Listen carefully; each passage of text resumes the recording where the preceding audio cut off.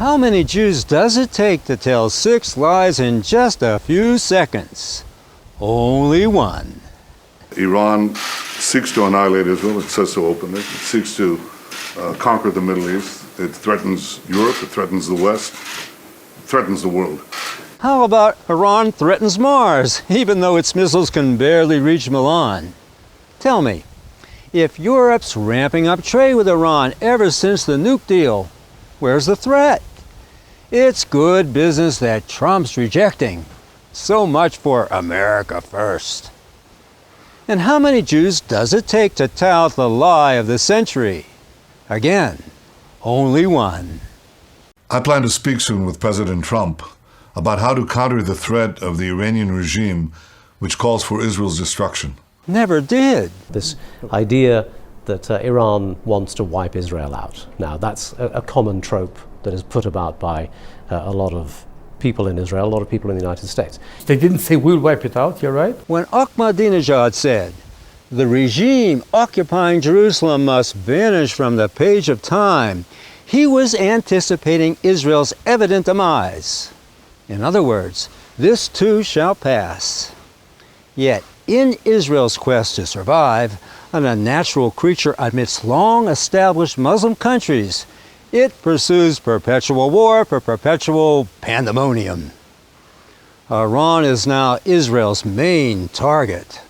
With growing influence in Iraq, its alliance with Assad, and support of Hezbollah, Iran brings Israeli hegemony in the Middle East to a screeching halt. It's an axis of resistance that Jews fear, with Iran its main player. And Israel wants to wipe this resistor off the face of the earth. Enter Michael Flynn, Trump's national security commando, with his finger on the trigger. Iran continues to threaten U.S. friends and allies in the region. The Obama administration failed to respond adequately to Tehran's malign actions, including weapons transfers, support for terrorism, and other violations of international norms. It sounds like America. But warmongers like Flynn can see the forest for the Jewish trees. As of today, we are officially putting Iran on notice. That's Israel's line, and those are fighting words. But who's going to fight? Israel? Saudi Arabia? They'll fly a few bombers, hit Iran's nuclear power plants that Russia built, and fly safely back to Haifa and Jeddah. But U.S. troops will do the dirty work.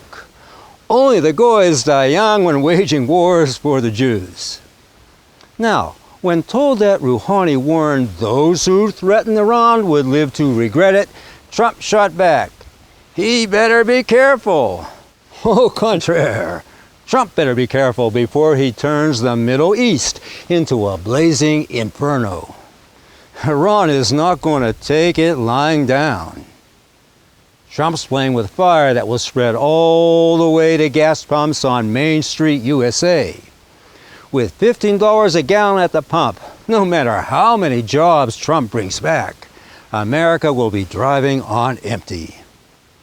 But that's okay with Jared Kushner, Trump's Jewish son-in-law and senior advisor. He's a billionaire, and once he gets his war for Israel against Iran, and lots of Goys dying young, he'll be eating breakfast in bed in Manhattan.